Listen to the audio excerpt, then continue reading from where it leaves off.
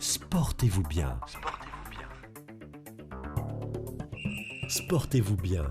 L'actualité sportive en partenariat avec Intersport. Jean Sureda. Bonsoir à tous et bienvenue dans Sportez-vous bien dans ce lundi 30 novembre. Heureux de vous retrouver où nous allons pendant 1 heure et uniquement 1 heure parler de sport avec mes chroniqueurs et des invités acteurs du sport de haut niveau. Au programme ce soir, les coups de cœur et les coups de gueule de nos chroniqueurs. Kevin Carrière, juste là, nous présentera le Zoom de la semaine. On va parler de handball avec Kevin, sans oublier la question du jour, le débat avec le rugby et le top 14. Enfin, Thibaut Valette, le cavalier de l'équipe de France d'équitation, sera notre invité. Avec nous ce soir, Marek Keta. Bonsoir Marek. Bonsoir à tous. Mehdi Guillonneau. Bonsoir Mehdi. Bonsoir Jean. Et Maxime Brossard. Bonsoir Maxime. Salut. Christophe Dominici est parti. Christophe Dominici a pris le ballon. Il l'a passé. C'est français. Essai de Christophe Dominici, c'est un génie. Essai extraordinaire. La habilidad de los jugadores, como en este caso Diego Armando Maradona, que cambia la velocidad. Va al pique al frente, tiene a Burruchaga, se mete al área, manda sobre Peter Shilton, tira gol. Golazo, golazo, portentoso, bien bonito, bien fabricado, con una habilidad extraordinaria, con un dominio de pelota formidable, conservando el balón siempre pegado a los pies, entre la marca de 2, ahí se quita el foul, sale Peter Shilton, lo vence al otro sector y le mete un gol sensacional. Nous faisons cette émission parce que nous aimons le sport, nous sommes et nous tombons amoureux de sportifs, de joueurs, d'athlètes. Et c'est vrai qu'à chaque fois qu'il y a un décès, ça nous attriste, même si nous ne connaissons pas Maradona, nous ne connaissons pas Dominici, Diop, le joueur sénégalais, premier buteur de l'histoire du Sénégal, c'était contre la France en 2002, de ces crétins. Que dire des blessures de Romain Grosjean hier ou de Jiménez avec Wolverhampton. C'est vrai que messieurs, on est là, on parle de sport, on est amoureux du sport, on est amoureux des sportifs, on s'attache aux sportifs, mais c'est vrai que même si c'est le cycle de la vie, une phrase vraiment bateau, on a toujours du mal à se séparer de ces légendes qui, pour nous, semblent immortelles. Pour nous, Maradona était immortel.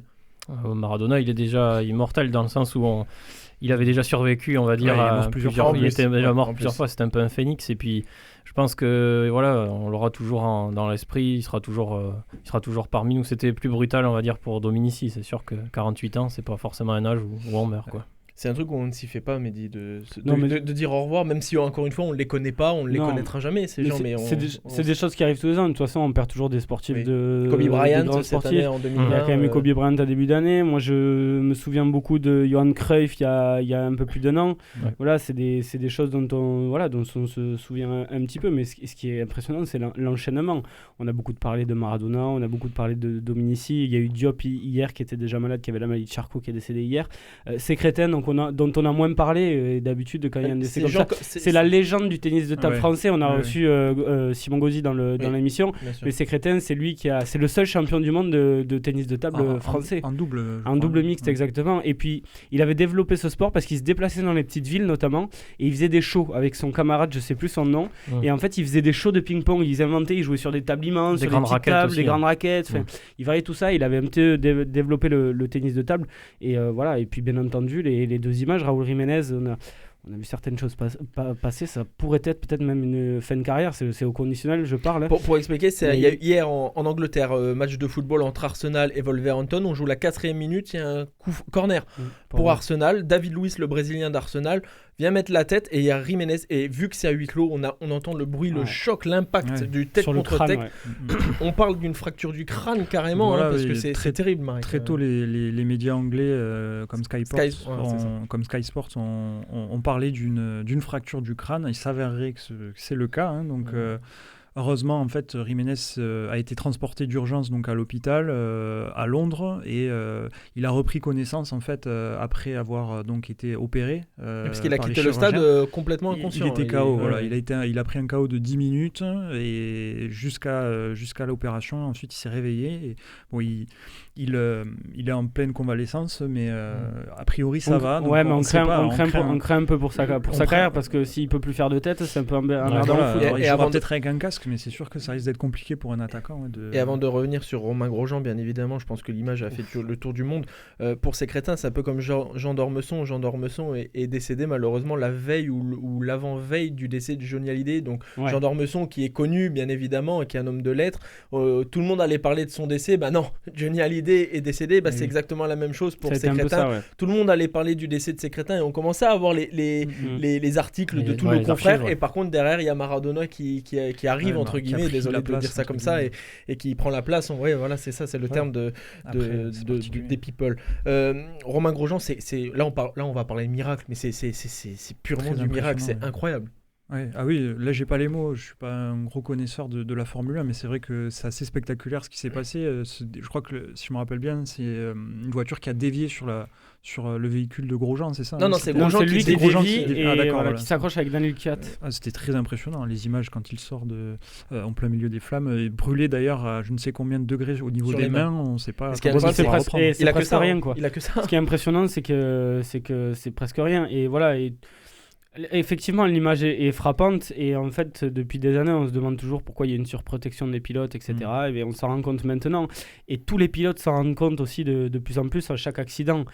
Tout le monde était choqué et de le voir sortir sans rien grâce à notamment à ce halo là, qui a protégé la tête. Mais il n'y a pas que ça, on a beaucoup parlé du halo. Mais alors, la réactivité des commissaires, la voiture médicale qui arrive 9 secondes après. La voiture qui encaisse, même si elle est coupée en deux, la voiture qui encaisse le coup.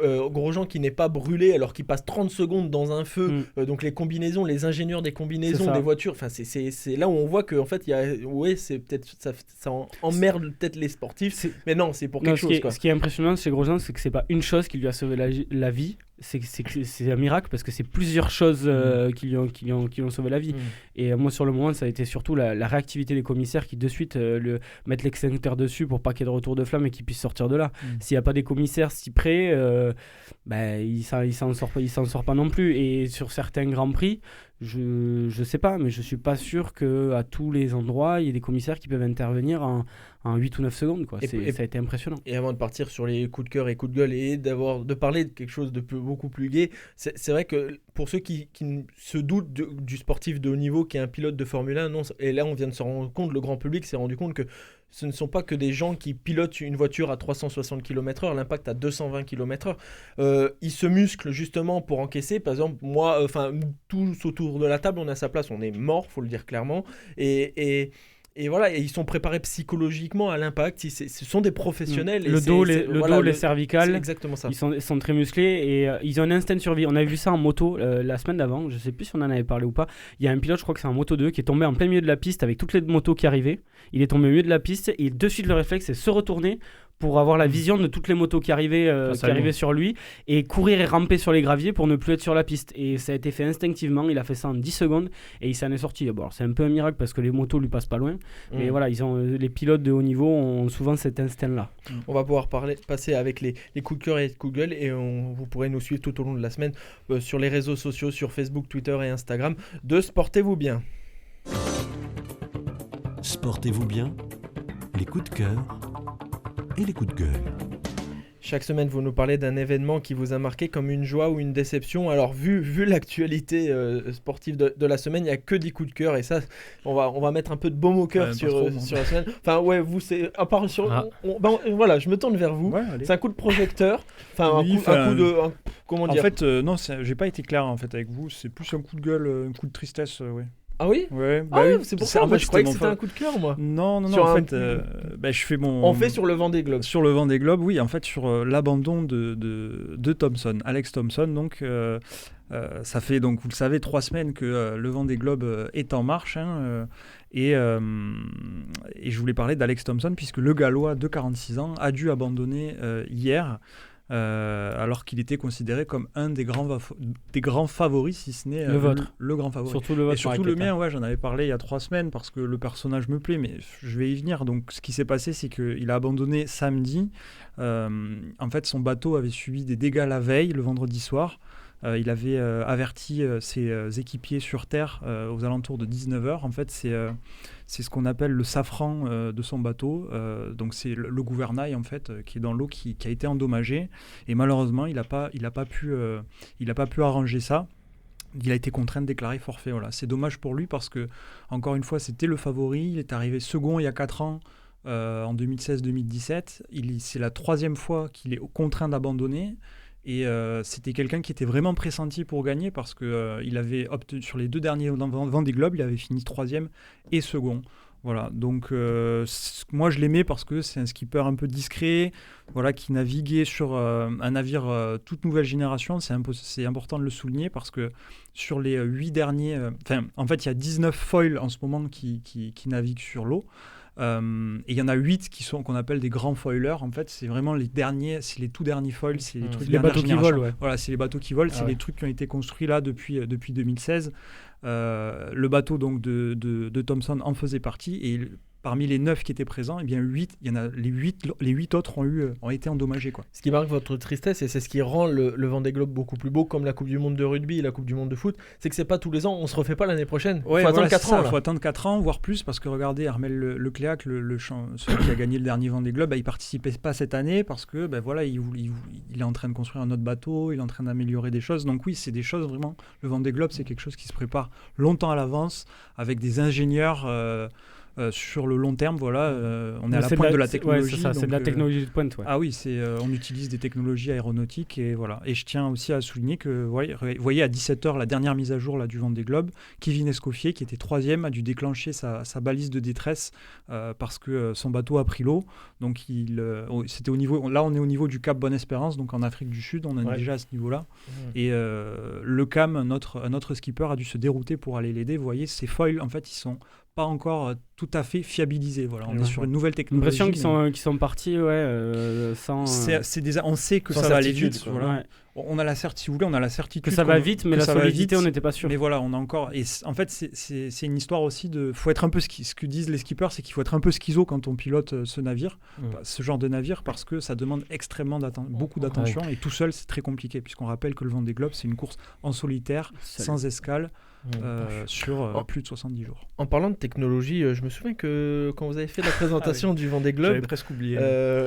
Vous avez parlé d'une application où les amoureux du Vendée Globe peuvent faire une course, c'est ça, sur une application. Oui. Est-ce que vous êtes proche de la victoire, Marc? En fait, mon bateau a échoué. C'est vrai? Non. Pour tout dire, si, à vrai dire. Il l'a fait partir, il l'a abandonné pendant 2 secondes et il est revenu sur les côtes vendéennes tout seul. Pas. Il a traversé l'Atlantique, il s'est échoué chez nos amis de la Nouvelle-Orléans. Il est allé au carnaval. Il est allé trop loin. Donc c'est ça. Donc je salue mon navire qui n'avait pas de nom, mais je vais sûrement reprendre. Ouais, à vrai dire, j'avais un peu lâché le jeu, mais si j'étais vous, j'aurais inventé une histoire. J'étais attaqué par des pirates. Moi, c'était intéressant, quoi. Mais là, il a vraiment fait ligne droite outre-Atlantique. Voilà. Bon, on espère que d'ici la semaine prochaine, il y aura de meilleures nouvelles pour votre petit bateau, c'est ça? Je vais m'entraîner. On essaye. Je me tourne vers vous, Mehdi Guillonneau. On va parler de sport d'hiver, c'est votre coup de cœur sur la reprise du biathlon. Et ouais, l'hiver arrive, de toute façon, on l'a vu là, il fait très froid, donc il fallait parler de sport d'hiver et la reprise du biathlon qu'on suit beaucoup tous les ans, qu'on a suivi les dernières années, notamment avec Timothée Rouvière. Et voilà, il y a eu la reprise, c'était vendredi ou samedi, ça y est, j'ai un trou.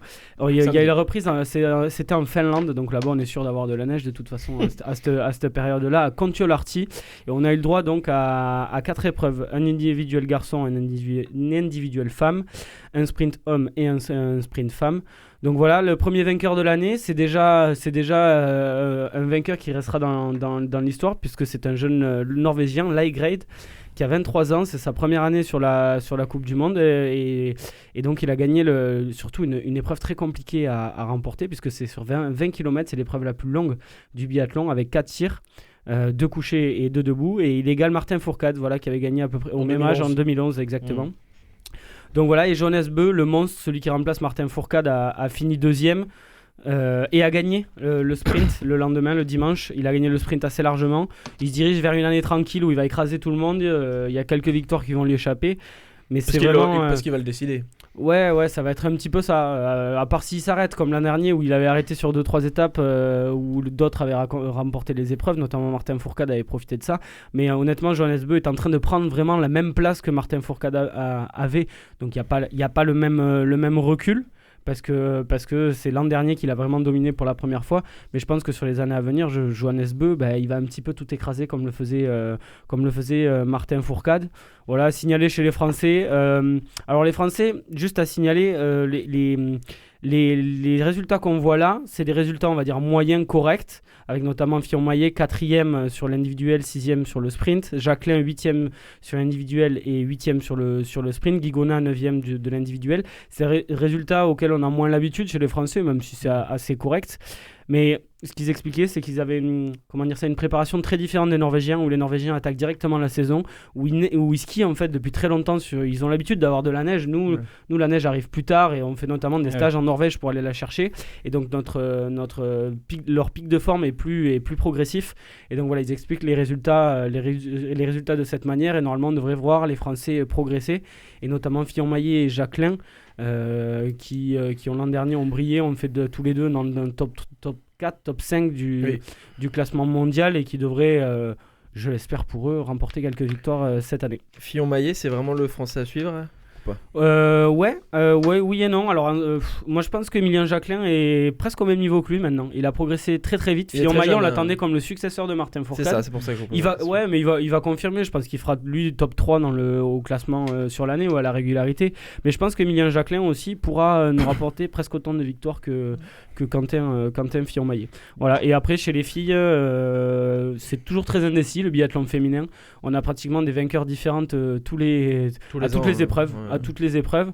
Il y a une grosse densité, avec notamment beaucoup de Suédoises qui sont arrivées. Il y a un renouveau du Suédois sur le biathlon. Ces dernières années, c'était un duel un peu Norvège-France avec un peu d'Allemagne. Mais là, vraiment, les Suédoises sont en train de revenir, et même chez les hommes, ils ont eu de très bons résultats. Et voilà, notamment Anna Heuberg, qui pour moi, avec Dorothea Virer, l'italienne, sont les deux favorites pour le gros globe de cristal. Il y a un sportif, oui, on le considère comme sportif parce que je l'emploie comme ça quand je vous pose des questions dans la question du jour. On va parler d'arbitres. On va dire du bien des arbitres. Alors, c'est rare pour vous, Jean-Thierry Hédard. C'est pas moi qui vais le dire. Il n'a pas failli avoir l'autorisation, le pauvre Maxime. J'ai fait des pieds et des mains. C'est vous, Maxime Brossard. On va parler d'un arbitre de rugby qui arbitrait son 100e match ce week-end. Le plus célèbre des arbitres de rugby, je vais vous parler. Au football, vous avez certainement Pierluigi Collina. Et bien voilà, au rugby, nous on a Nigel Owens, le Gallois de 49 ans, qui a fait son 100e match. C'était donc contre c'était France-Italie, il a arbitré France-Italie. Ben voilà, c'est un arbitre mythique que vous avez forcément déjà vu à l'œuvre. Et alors, il est d'autant plus mythique qu'il a toujours, en fait, quand on analyse un peu sa façon d'arbitrer, il a toujours cette petite phrase bien sentie au milieu de matchs où il y a énormément de tension pour refaire descendre un peu l'atmosphère. Et puis il n'hésite pas aussi à chambrer les joueurs, c'est assez rigolo. Je ne sais pas si vous vous souvenez, c'était notamment le quart de finale de la Coupe du Monde 2015. C'était à St. James Park, le stade de Newcastle. Il s'en était pris à Stuart Hogg qui avait fait une simulation contre l'Australie. Il avait dit revenez dans 2 semaines pour faire ce genre de choses. Parce que Newcastle United qui allait jouer 2 semaines plus tard. Et Hogg l'avait bien pris, il avait plutôt rigolé. Voilà, c'est aussi un arbitre qui a une certaine aura, on va dire, politique, puisqu'il a fait son coming out en 2007, voilà. Il a avoué son homosexualité. Ça a été, il disait pour lui, il a l'habitude d'arbitrer, on va dire, des colosses, des géants devant des millions de personnes, mais pour lui, ça a été la chose la plus dure à avouer, la décision la plus dure à prendre dans sa vie. Et voilà. Alors, il a annoncé tristement qu'il ne ferait pas la Coupe du Monde 2023, malheureusement. Voilà, il devrait continuer encore quelques temps, je pense. Et puis après, il se retirera dans sa ferme. Il est agriculteur, voilà, il a un peu de bétail, donc. Je voulais un peu saluer quand même ce grand arbitre du rugby mondial. Entre le Français qui a arrêté après la Coupe du Monde de 2019 et là, Owen, on perd 2 pointures de l'arbitrage du rugby mondial, non ? Ouais, c'est ça. Après, au rugby, il y a un renouvellement quand même souvent de l'arbitrage, mais c'est vrai que on s'est attaché quand même pas mal à Nigel Owens, je trouve, parce qu'il a ce côté un peu taquin qui était plutôt marrant. Là en ce moment il y a Wayne Barnes qui monte bien aussi en arbitre, qui je pense pourrait peut-être prendre la place après même s'il n'est pas forcément aimé de beaucoup, mais je pense qu'au niveau du rendement de nombre de matchs internationaux, je pense que c'est lui qui va approcher des 100 sans aucun problème. Il y a quelque chose qui a été marrant ce week-end, je trouve aussi, et vous allez un petit peu en parler, c'est l'arbitre. On reste sur les arbitres. On en avait parlé avec Lucas Serdic sur le groupe WhatsApp. C'est l'arbitre du combat de Tony Yoka. C'est justement un petit coup de retour de coup de cœur de la semaine dernière. Je fais un petit point là sur deux choses. On va essayer de se détendre un peu là. Alors je vais rapidement parler de Tony Yoka qui a été arbitré par le sosie officiel de Louis de Funès. Il a battu donc Christian Hammer, voilà l'allemand. Il a fait une belle performance parce que ça a été une opposition très intéressante pour Tony Yoka. En fait, il est tombé face à un boxeur qui clairement voulait le faire déboxer, déjouer, qui voulait un peu le faire sortir de sa boxe, comme on dit, mais il est resté bien concentré. Il a gagné au point, Tony Yoka, il a fait le boulot. Seul bémol, il s'est blessé à la main et il ne pourra pas donc affronter le fameux croate dont je vous avais parlé, Petar Milas, pour le titre de champion d'Europe. Et il va devoir patienter et le retour de Tony Yoka est prévu en mars. Voilà, il y avait un autre combat aussi dont je vous avais parlé, qui celui-là était exceptionnel. Honnêtement, vraiment, j'ai envie de dire, c'était un bon combat. C'était une très très belle surprise. Ouais. J'ai vraiment pris beaucoup de plaisir à le regarder et beaucoup d'amateurs de boxe ont été étonnés par la qualité du combat. Donc c'était Mike Tyson qui faisait son retour contre Roy Jones Jr. Donc Mike Tyson, 54 ans, son dernier combat c'était il y a 15 ans et Roy Jones, 51 ans. Voilà, ça s'est fait en 8 rondes. Ils avaient des gants, dans ce que j'avais expliqué sur le groupe, notre groupe WhatsApp, ils avaient des gants un peu plus gros pour éviter de se faire mal. Ça valait le coup puisqu'ils sont bien envoyés les deux. Et puis surtout, ce qui était incroyable, c'est la performance de Snoop Dogg qui a commenté le combat. Je vous jure, c'était vraiment énorme. Et il a eu des phrases mythiques du style, quand les deux combattants commençaient un peu à stopper le round d'observation, il a dit on dirait mes deux oncles en train de se battre à un barbecue. Il a sorti aussi une phrase incroyable, c'est notamment lors du KO de Nate Robinson face à Jake Paul. Pour retourner au basket. Il a dit Nate, on joue au basket, mais on ne joue pas à la boxe. Et voilà. Et alors après, rapidement, je voulais aussi vous dire un petit mot de Mike Tyson, comment il a réussi à perdre 45 kilos. Alors, il y a deux secrets donc, pour Mike Tyson pour perdre 45 kilos. Alors, il conseille le footing à jeun à 5h du matin. Footing à jeun à 5h du matin, ouais. Et alors tenez-vous, ça va vous plaire vraiment, Jean, parce que vous allez être étonnés. En fait, il a eu des conseils d'un diététicien, d'un nutritionniste, et très rapidement, il a décidé de s'en détourner. En fait, il a avoué, donc je vous dis la phrase qu'il a dit, j'ai réalisé que ce qui était bon pour les autres n'était pas forcément bon pour moi. Le chou frisé, les lentilles et les myrtilles, tout ça, c'est toxique pour moi. Il fallait me les enlever, sinon tout cela a failli me tuer. Et alors, vous savez ce qu'il a mangé pour perdre du poids? Il s'est uniquement nourri de viande de wapiti et de bison. Voilà. Non. Ouais. Qu'il est allé chasser lui-même, bien sûr. À la main, voilà, il allait les chercher à la main. Voilà, le secret, si vous voulez être affûté à 54 ans comme Mike Tyson. Mais toujours dans le respect des gestes barrières, bien évidemment. Oui. Vu qu'il y a 20 km maintenant, on peut retourner courir si vous voulez. Je pourrais vous entraîner à 5h du mat ou quoi? Non. À jeun. Surtout ça. J'irai doucement pour vous pour la reprise. Oui, bien sûr. Ouais, au mieux. Ouais. Ménager mon vieux corps. Ouais. Exactement. Bon, merci messieurs, on va pouvoir passer au Zoom de la semaine. Le Zoom de la semaine est retour avant sur les paris de la semaine dernière. Nous avions parié sur le volley Spacers Toulouse contre 7. Coraline 2-3 du coup. Mehdi 3-2. Kevin 3-7-2 pour les Spacers. Marek 3-2 aussi. Ouais. Maxime 3-1 pour Toulouse. Allez. Je vais suivre Maxime. Ouais. Allez, je vais mettre 3-1 pour Toulouse. Le score a été de 3-0 pour Toulouse contre 7. Donc Maxime et moi remportons les paris. Pourquoi? Parce que nous avons mis 3-1 les deux, donc nous sommes les plus proches. Mais tout le monde marque des points, sauf Coraline. Félicitations Coraline. Une petite réaction pour ce 0 pointé. Un peu comme Pau, quoi, non? Ils ont pris le bonus défensif. On a pris le bonus défensif. Alors je sais pas s'il a raison, elle a parlé donc sur 7, je sais pas si c'est le cas au volley, mais je sais qu'au foot il joue en vert, un petit peu comme Pau au rugby, alors peut-être que c'était pour ça que Coraline c'est pour ça, tout ce qui est vert, Coraline est pari dessus. Attention parce que Maxime Brossard est en vert. Ah oui, j'ai mis ma belle veste verte. C'est un hommage à la section. C'est un hommage à la section. On va parler de handball. On voulait faire le handball la semaine dernière, le match avait été reporté, mais là on va pouvoir parce que demain, toujours en Coupe d'Europe, le Phoenix Toulouse Handball va affronter Plock, un club de Pologne. Kevin Oui, le micro est allumé, c'est bon. Ouais, c'est bon. Ok. Oui. Bon, demain, du coup, le Phoenix reçoit Wisla Plock demain, donc à 18h45 en EHF European League. C'est un peu la Ligue Europa du hand, pardon. Et donc, pour le fonctionnement, c'est 4 poules de 6 équipes et les 4 premiers sortent de poules pour faire des huitièmes de finale et le 4e affronte un premier, le deuxième affronte un troisième, voilà. Donc en gros tous les matchs sont importants et donc le Phoenix affronte l'équipe polonaise de Wisla Plock demain qui a gagné tous ses matchs depuis début septembre Et elle a gagné ses 2 matchs de Coupe d'Europe, justement. Et donc, à cause du Covid, c'est un peu mal réparti les matchs, puisque les Polonais ont joué 2 matchs, alors que le Phoenix a joué 4 matchs déjà. Mais Wisla est quand même premier de la poule. Voilà, donc, ouais, c'est ça. Donc, c'est la seule équipe qui a 2 victoires, alors que le Phoenix a 1 victoire, 2 nuls et 1 défaite. Et le Phoenix, avec 2 nuls au hand, il faut le faire. Ouais, et le Phoenix est contre la même équipe en plus. Et le Phoenix est proche de la fin. Ils sont pas largués, ils risquent de se qualifier. Ouais, ils sont 3e, mais après, c'est la seule équipe. Il y a beaucoup de matchs en moins. Ouais, c'est ça. C'est la seule équipe qui a déjà joué 4 matchs. Les autres ont joué 3 matchs et Wisla Plock en a joué 2. Donc voilà, ça risque d'être compliqué, surtout que le Phoenix, c'est pas trop ça à domicile. C'est qu'une victoire en championnat et avec 2 défaites. Donc voilà, et en plus le Phoenix est privé de sa star néerlandaise Luc Steins, qui est prêté jusqu'à la fin de la saison au PSG en tant que joker médical de Nicolas Karabatic. Pardon. Donc c'est une grosse perte pour le Phoenix Toulouse Handball. C'est l'heure des pronostics, messieurs. Phoenix Toulouse Handball contre Plock, un club polonais. Marek Keta. Moi je leur envoie de la force, 32-31, bien serré. Oh oui, bon, de toute façon je pense qu'il va y avoir ce nombre de buts, ça va partir. Mehdi. Alors je vais parler, moi je préfère les Polonais. Wisla Plock, c'est un hommage à un ancien joueur du TFC qui s'appelle Dominique Furman, qui n'a absolument pas marqué l'histoire de Toulouse, qui a été nul, voilà, qui a été nul à chier, mais bon voilà. Mais vraiment c'était une catastrophe ce mec. Alors que c'était un grand espoir, on l'a payé cher, enfin bon bref, voilà, il venait du Wisla Plock. Aujourd'hui on l'appelle Marek Keta, donc prénom polonais, mais je veux dire 33 pour 33 pour le Wisla Plock et donc 27 pour Toulouse.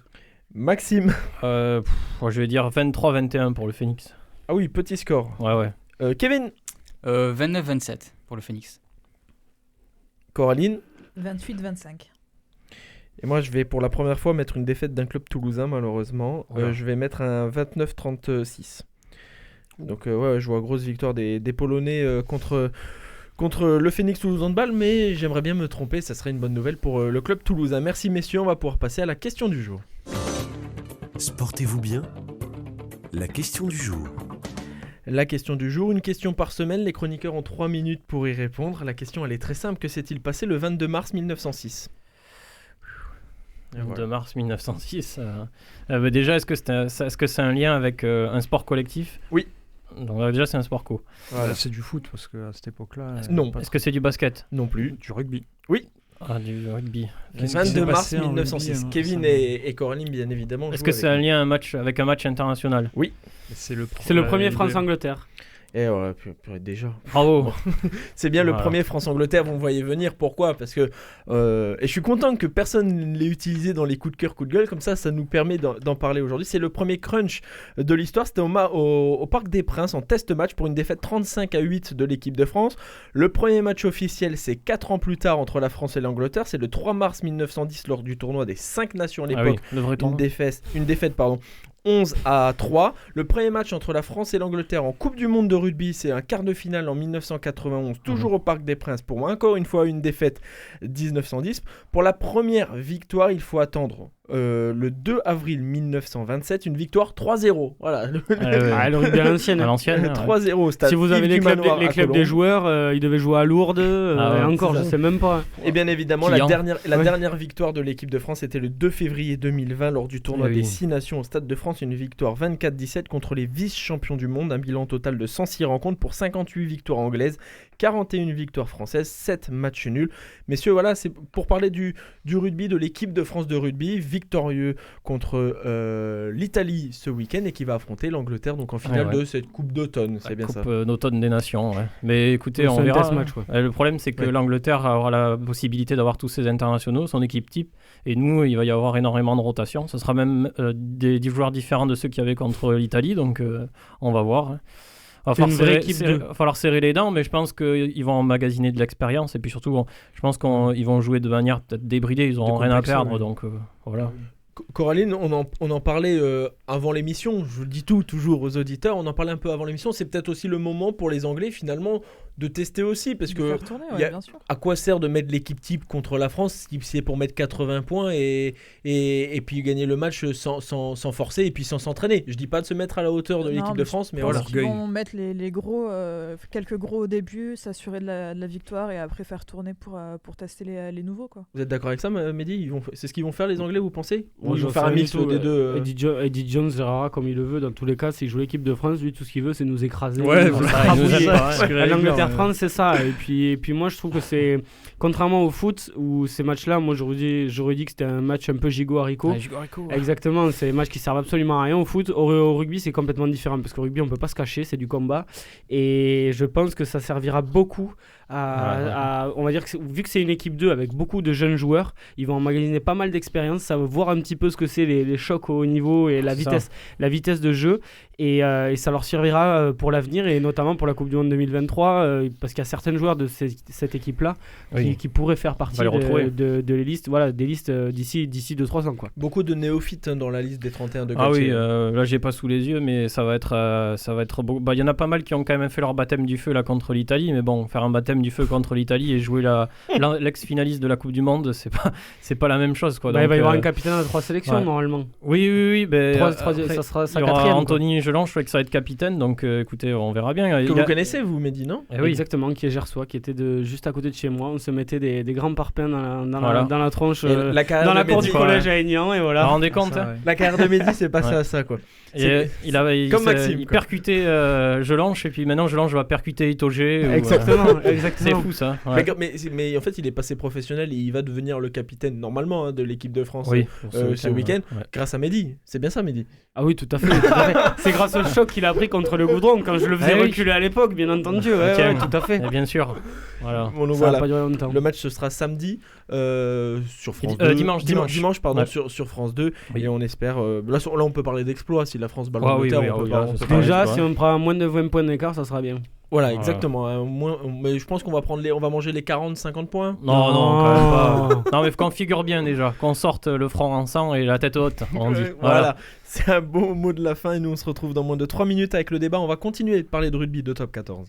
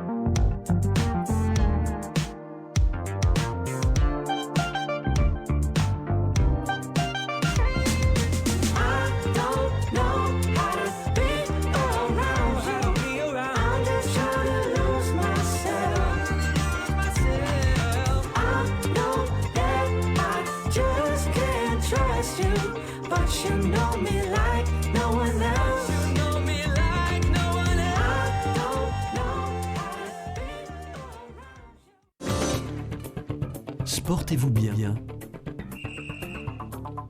Le débat. Hier s'est déroulée la 10e journée de Top 14 avec le retour des principaux internationaux. Le championnat est quasiment définitivement lancé, mais certaines équipes ont pris du retard dans leurs objectifs. Messieurs, entre le Covid-19, les matchs de l'équipe de France et des équipes qui ne sont pas encore en route, est-ce que le Top 14 est plus passionnant à suivre que d'habitude ? Kevin Carrière qui nous a rejoint autour de la table. Kevin ? Non, pas forcément. Mehdi Guillaume ? Non. Et Maxime Brossard. Avant de répondre, je vous dirais que la petite musique là était pas mal. Ça change un peu disco là, j'ai bien aimé. Ouais. Mais après, Maxime il a bougé les épaules là. Ah ouais, c'était pas mal, ouais. Ça change un peu. Et il a swingé. Voilà la remettre la semaine prochaine. Ouais, ça lui change de la muscu là. De la grosse musique de muscu, du gros rap. Non, là je vous dirais que non, ça change pas, c'est toujours pareil. Et vous Coraline, vous êtes d'accord avec ça ? Ça dépend de l'équipe qu'on supporte. Ouais, là c'est sûr. C'est vrai, parce que pour ceux qui ne le savent pas, c'est un mystère quand même. Il devrait en profiter. Mais... Ouais. C'est vrai que c'est vraiment l'équipe qui doit être en haut et qui est pas en haut, Coraline. Ça risque d'être PK, je crois que. Qui doit être au milieu et qui est en bas plutôt. Ouais, plutôt. Ouais, enfin même avec le début du classement, on pourrait, je pense, être accroché une 6e place, 5e, 6e place sans trop de problèmes, on va dire, compte tenu du fait qu'il y a eu des doublons du coup. Avec l'équipe de France, je pense qu'on pourrait largement accrocher une 6e place même d'ailleurs. Et malheureusement, on est quand même 10e, je crois que si ma mémoire est bonne, sachant que Montpellier a 3 matchs de retard, qui est 11e. Donc, et Castres aussi a Castres a 2 matchs de retard. Donc voilà, il y a encore des équipes derrière qui n'ont pas joué. Donc Pau devrait vite se retrouver pour potentiellement 12e et en grand danger. Bon, après, il y a Brive et Agen derrière qui s'affrontent. Il y a Agen qui a déjà. Agen, c'est fini. Agen, c'est réglé, qui n'a toujours pas gagné, qui a juste 2 points de bonus défensif depuis le début de la saison.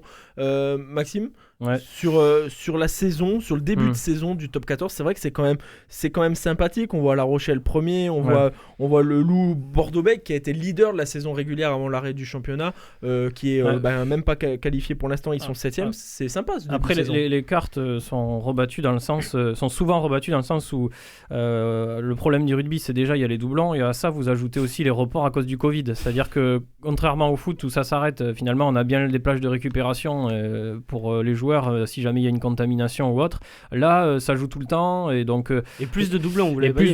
C'est ça. Il y a les matchs 6 doublons. Donc il faut savoir qu'une Coupe du Monde c'est 7 matchs, je crois. Et là il y en a eu 6. Vous vous rendez compte. Donc les organismes risquent d'être épuisés. On puise aussi dans les effectifs. On essore les effectifs.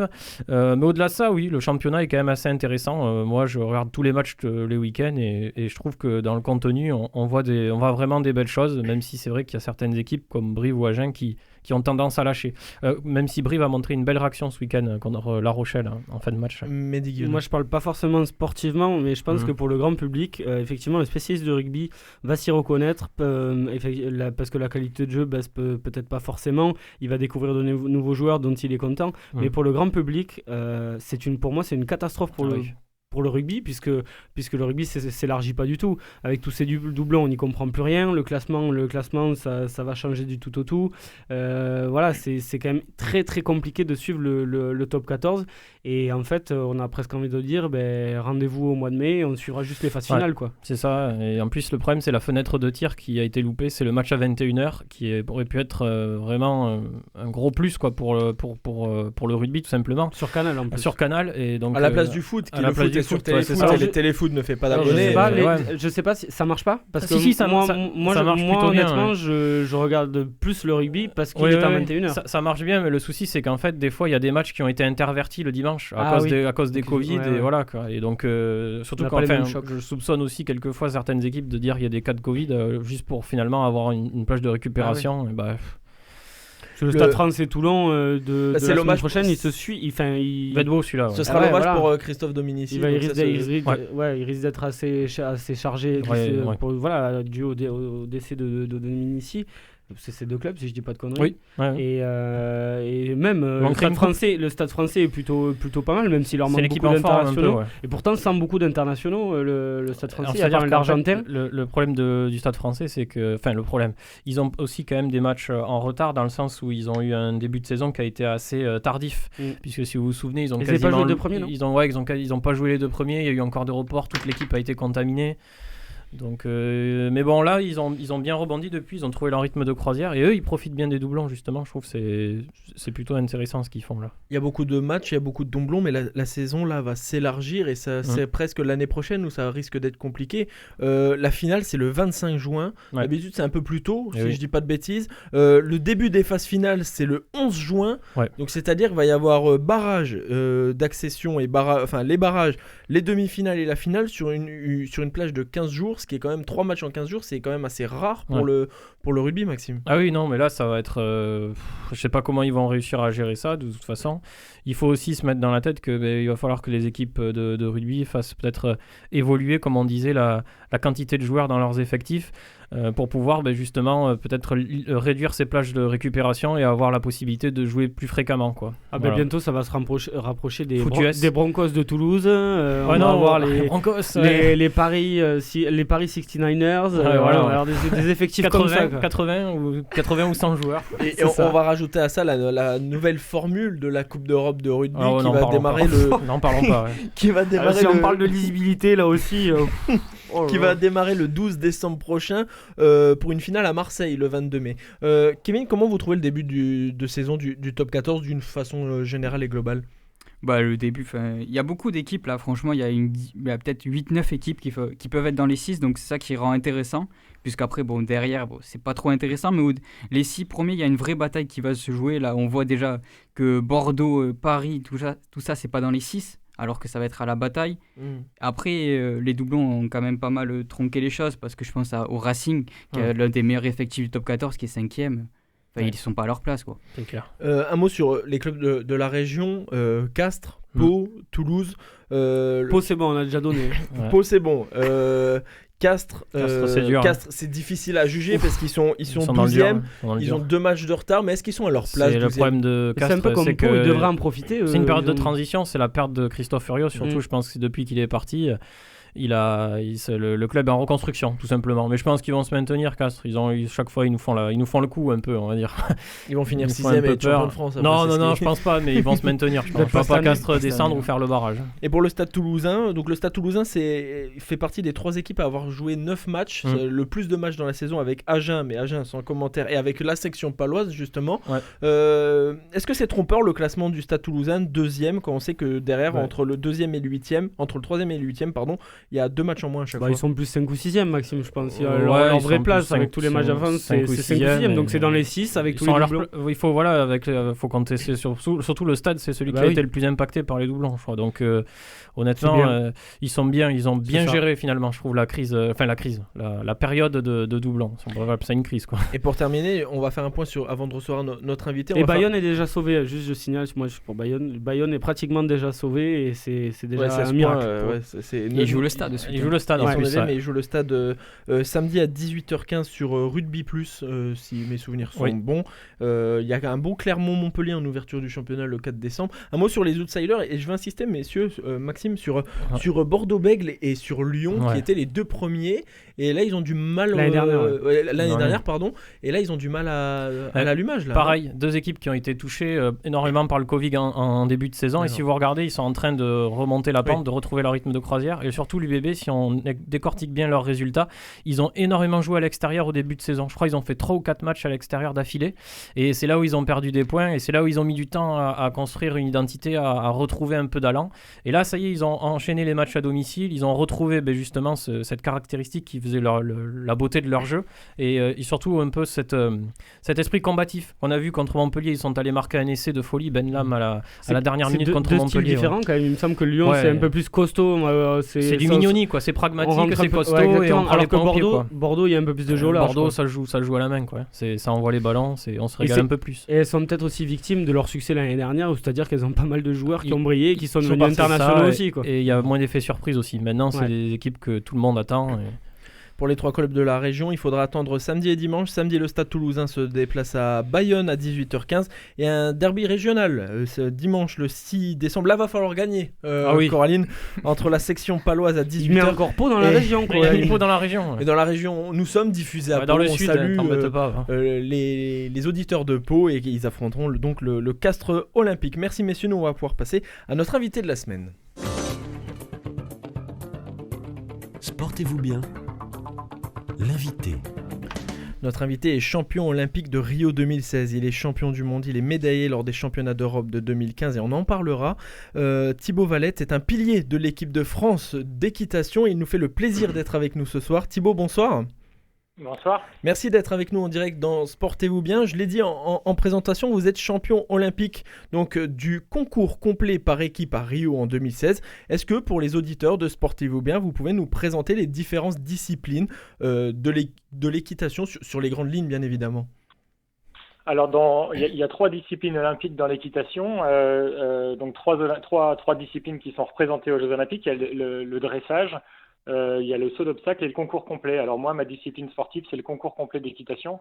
C'est-à-dire que comme son nom l'indique, c'est une discipline qui est complète. C'est-à-dire qu'avec le même cheval, on fait un concours sur 3 jours où on a le premier jour une épreuve de dressage, où les chevaux sont notés les uns par rapport aux autres sur une reprise qu'on doit présenter aux juges. Alors chaque cheval fait la même reprise et puis les juges notent la manière de présenter sa reprise. Le deuxième jour, il y a un parcours de cross, donc on saute des obstacles qui sont fixes ou des obstacles de terre, il y a des guets, etc. Et puis le troisième jour, il y a une épreuve de saut d'obstacles où les barres peuvent tomber et il y a un classement final qui se fait à l'issue de ces 3 jours. Donc moi, c'est la discipline que je fais, ça s'appelle le concours complet d'équitation. Est-ce que ce titre olympique par équipe, c'est votre meilleur souvenir de votre carrière, ce titre olympique? Ouais, il y a plein de beaux souvenirs. C'est vrai que pour tout sportif, les Jeux olympiques, c'est un peu un rêve mythique, quand même. Ouais. C'est quelque chose pour lequel on se réveille tous les matins et c'est pour ça qu'on va travailler tous les jours. Donc c'est vrai que en plus c'est un titre en équipe. Donc nous on fait un sport qui est assez individuel finalement parce qu'on est sur son cheval et que tous les concours qu'on fait, toutes les compétitions qu'on fait dans la saison sportive, souvent ce sont des compétitions individuelles. Et là le fait de pouvoir partager ça avec des copains en équipe et puis de représenter son pays dans des épreuves et des échéances comme ça, comme les Jeux olympiques, c'est vrai que c'est quelque chose d'assez magique. Ça se prépare pendant très longtemps. On se connaît tous très bien parce que finalement on fait tous le même sport et on est tous là toute l'année à préparer cet objectif-là. Alors on était 4 à avoir la chance de courir, mais voilà, c'est quelque chose qu'on a préparé ensemble. C'est des choses qu'on partage. C'est des moments hyper forts dans la vie d'un sportif, c'est sûr, dans la vie d'une personne tout simplement, parce que on passe par beaucoup d'émotions, par pas mal de doutes, par pas mal de moments où on a l'impression qu'on va pas y arriver, et puis finalement à la fin c'est un peu la délivrance. Donc c'est vrai que vivre ça en équipe, c'est quelque chose de magique. Ouais. Vous êtes double champion du monde en 2020 et vous êtes médaillé de bronze, si je me trompe pas, au championnat d'Europe en 2015 au Royaume-Uni, une médaille donnée par la reine d'Angleterre en personne, c'est bien ça? Ouais, alors les championnats d'Europe là aussi c'est mythique. Les championnats d'Europe de 2015, c'était mon premier championnat avec en équipe de France. Avant, j'avais fait ce qu'on appelle des Coupes des Nations, mais ça n'a pas valeur de championnat. Et puis là, ces championnats d'Europe-là, ils étaient en Écosse. Et effectivement, c'est la reine d'Angleterre qui est venue remettre les médailles. Alors, c'était quelque chose un moment qui était assez impressionnant parce que il y avait tout un protocole, bien sûr, pour saluer la reine. Et c'est vrai que c'est un sacré souvenir de se voir remettre une médaille par la reine d'Angleterre. Ouais. C'est vrai que c'était un beau moment. Les championnats d'Europe étaient au Royaume-Uni. Il y a beaucoup de compétitions au Royaume-Uni, justement. Quelles sont les nations qui dominent l'équitation mondiale? C'est vrai qu'il y a beaucoup de concours de compétition au Royaume-Uni. Il y a d'ailleurs pas mal de jeunes cavaliers français qui partent se former là-bas, qui partent chez des grands cavaliers anglais. Il y a une vraie culture de l'équitation là-bas, avec beaucoup de propriétaires de chevaux, beaucoup d'épreuves et un circuit qui est très bien fait. Et effectivement, en ce moment, l'Angleterre est une des nations les plus fortes. En tout cas, dans le continent européen, c'est une des meilleures nations. Il y a en gros 3 nations européennes qui dominent. Il y a l'Angleterre, l'Allemagne et la France, qui sont 3 nations très fortes. Après, dans le reste du monde, il y a 1 ou 2 autres nations qui sont également très performantes. Il y a la Nouvelle-Zélande qui est très performante. Alors, paradoxalement, les cavaliers néo-zélandais sont pas là-bas, ils sont tous en Angleterre. Il y a l'Australie aussi qui est très performante et c'est aussi des cavaliers qui sont en Angleterre. C'est vrai que le Royaume-Uni, c'est un pays où on a vraiment beaucoup de cavaliers, beaucoup de compétitions, un circuit qui est fait pour emmener le plus possible à la fois de cavaliers et de couples cavaliers chevaux jusqu'au plus haut niveau. Et il y a des cavaliers anglais très jeunes qui accèdent au très haut niveau. parce que le circuit est vraiment très très bien organisé, parce que c'est dans leur culture un peu plus que chez nous. Donc c'est vrai que c'est une nation qui est forte et c'est une nation qui à chaque fois nous donne un peu de fil à retordre dans les championnats. Ouais. En faisant de l'équitation, forcément, et on a tous compris que vous êtes deux, il y a vous, le cavalier, et le cheval. On imagine que quelle est la relation avec le cheval au quotidien ? Alors en fait on monte plusieurs chevaux. Après on n'a pas forcément la chance d'avoir plusieurs chevaux qui peuvent être en mesure de participer à ces championnats-là, parce que ce sont des athlètes. Ce sont vraiment des athlètes qui sont préparés comme des athlètes. C'est-à-dire que quand on se retrouve en stage de préparation juste avant de partir pour ces gros championnats-là, les chevaux ils sont suivis sur le plan vétérinaire. On leur fait des prises de sang, on calcule le taux de lactate, c'est-à-dire savoir comment ils ont travaillé dans les galops qu'on fait pour les mettre en souffle, etc. C'est assez scientifique. On les fait courir avec des cardios pour voir comment ils travaillent, etc. C'est vraiment, ils sont suivis comme des humains. Ils sont suivis comme des gens qui courraient des marathons ou des semi-marathons. Et donc toute notre attention est portée vers eux. C'est-à-dire que s'ils sont pas là, nous on n'est rien du tout finalement. Donc oui, forcément. Ça passe par la relation qu'on a avec nos chevaux. C'est vraiment une relation de confiance. C'est-à-dire que dans notre discipline, nous, il y a un vrai risque dans notre discipline sportive, parce que sur le parcours de cross, le samedi, quand on fait les concours, les obstacles ne tombent pas, ou il y a peu d'obstacles qui tombent. C'est-à-dire que si on fait des fautes, on peut se faire mal et les chevaux se font mal aussi. Donc il y a une vraie relation de confiance entre le cheval et le cavalier, et souvent, moi je dis que parfois il y a le cavalier qui va sortir le cheval d'une mauvaise situation. Et puis parfois c'est l'inverse, parfois c'est le cheval qui, par son intelligence, son instinct ou son intelligence de l'obstacle, va permettre au cavalier de se sortir d'une situation qui est un peu délicate. Donc il y a une vraie relation de confiance. Si la relation de confiance elle n'existe pas entre le cheval et son cavalier, ça marche pas. Il y a un moment où ça va plus aller. Donc en fait c'est vraiment c'est des partenaires, mais plus que des partenaires, c'est presque des compagnons finalement. En fait, on passe nos journées avec eux. On monte tous les jours de la semaine. C'est vrai qu'on n'a pas beaucoup de vacances parce qu'il faut que les chevaux travaillent quasi tous les jours, ou au moins qu'ils soient sortis tous les jours. Donc voilà. Alors notre façon de leur rendre ça, c'est vraiment de les chouchouter, de prendre soin d'eux le plus possible. Mais c'est vrai qu'il y a moi, mes chevaux, par exemple, quand on arrive dans les écuries, ils nous appellent, ils hennissent, quoi. Et c'est parce qu'ils nous reconnaissent, je pense. Ils reconnaissent nos voix, ils reconnaissent notre façon de s'occuper d'eux, et quelque part on est reconnaissant de ce qu'ils font pour nous, et ils sont reconnaissants de la façon dont on s'occupe d'eux, quoi. Et justement, sur une victoire, sur une performance ou une contre-performance, le pourcentage homme-cheval, on répartit à combien la victoire du cheval et la victoire de l'homme ? C'est assez variable. Je dirais que la force de tout sportif, c'est de se remettre en cause. Donc moi, je suis plutôt à voir quelles erreurs j'ai commises plutôt que les erreurs qu'ont commis mon cheval. Si mon cheval commet des erreurs, c'est sans doute parce que je lui ai mal demandé les choses, ou parce que j'ai pas monté à la perfection, ou comme j'aurais dû monter. Donc voilà, c'est un sport où on se remet énormément en question, parce que justement on est deux, donc on peut pas uniquement compter sur sa performance à soi. Il faut être ultra lucide, en fait, très concentré, très lucide, mais ça c'est le cas dans tous les sports de haut niveau. Mais en même temps, il faut que notre cheval soit au top de sa forme au moment où on en a besoin. Et donc ça laisse pas mal de part d'incertitude malgré tout. Alors, quand on est performant, il n'y a pas de raison comme ça, à la rigueur, qu'on le soit moins à un moment ou à un autre, mais on peut se faire piéger assez rapidement. On peut avoir des petites baisses de forme. Notre cheval peut avoir une baisse de forme. Il faut être attentif à tout ça. C'est ce qui fait que c'est important de connaître son cheval vraiment sur le bout des doigts, d'avoir cette relation de confiance avec lui, et puis accepter que par certains côtés ça marche moins bien à certains moments, se remettre en cause, pouvoir étudier ce qui n'a pas été, et pour pouvoir être plus fort la fois d'après. Mais il n'y a pas vraiment de pourcentage. Je dirais que si le cheval, les chevaux qui font ces grosses épreuves là, qui font ces échéances là, souvent c'est des chevaux qui sont hyper bons. C'est des chevaux qui sont très peu communs. On n'en voit pas beaucoup des chevaux comme ça, et souvent si ça se passe mal, c'est que le cavalier a mal demandé les choses, sauf si effectivement il y a un gros problème, mais souvent ça vient plus du cavalier que du cheval. Pour terminer l'interview, je vais me projeter. On va partir aux Jeux Olympiques à Tokyo 2021. Quand on est champion olympique en titre, forcément j'imagine que l'objectif c'est d'être au même niveau. Ouais, c'est dur. Alors déjà, ça a été pour nous, ça a été difficile quand on a appris que les Jeux de Tokyo de 2020 étaient reportés. parce que c'est quelque chose qu'on prépare pendant 4 ans. Finalement, une Olympiade, c'est à la fois long et en même temps court. Il peut se passer plein de choses.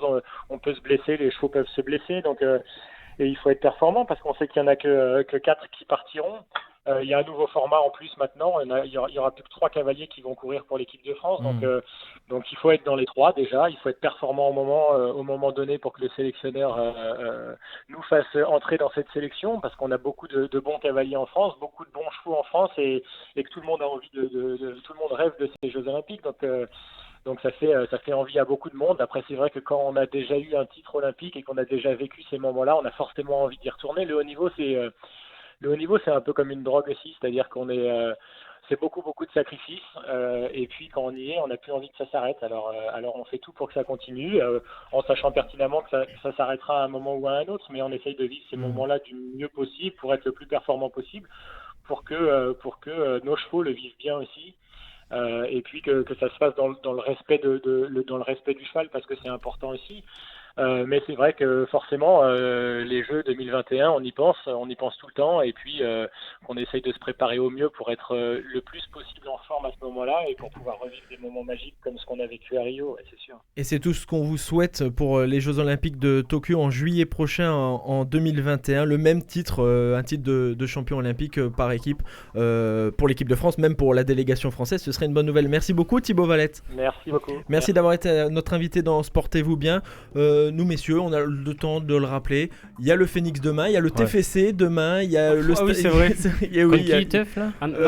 Nancy, il y a le Stade Toulousain le week-end prochain, le TFC encore le week-end prochain, le Phoenix une défaite face à l'Aviron du Stade Toulousain d'ailleurs. Voilà, c'est annoncé, vous l'aurez entendu ici en premier, mais voilà, il y aura encore une belle actualité en espérant que pour nous, les amoureux du sport et pour les sportifs, ce soit une meilleure semaine que la semaine qu'on vient de passer.